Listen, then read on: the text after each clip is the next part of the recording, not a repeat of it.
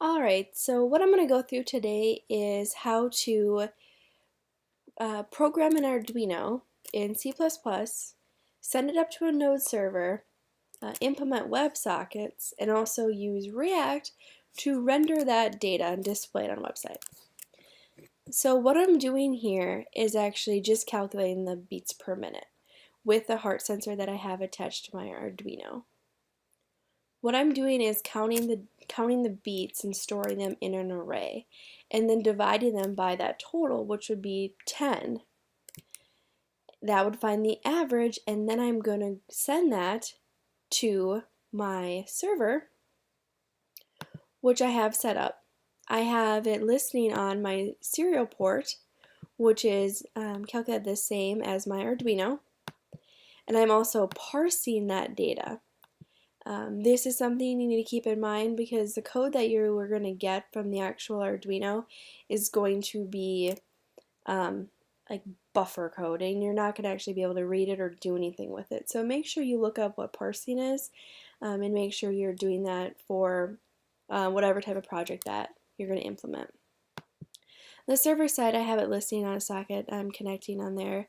I'm requiring in this code because, as you can see, when this opens, I will be sending in that WebSocket.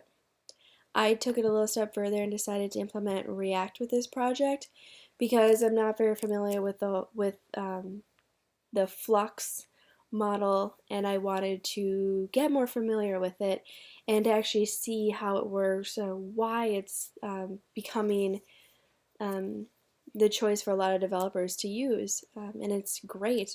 I really liked it, very simple. So as you can see, I'm taking in the data, I'm going to map out that array and then display those items out, which is the beats per minute. What I'm also doing is actually, I have a heart animation that will also be beating on the screen. So let's take a look to see if I have this working.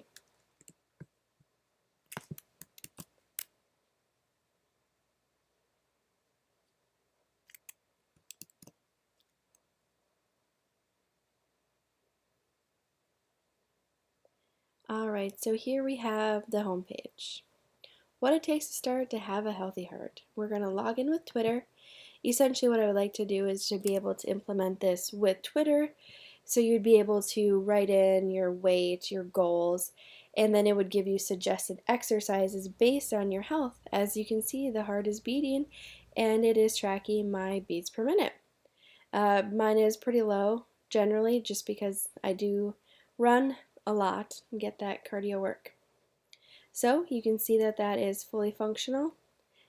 If you have any questions, make sure to take a look at my code that I have on GitHub.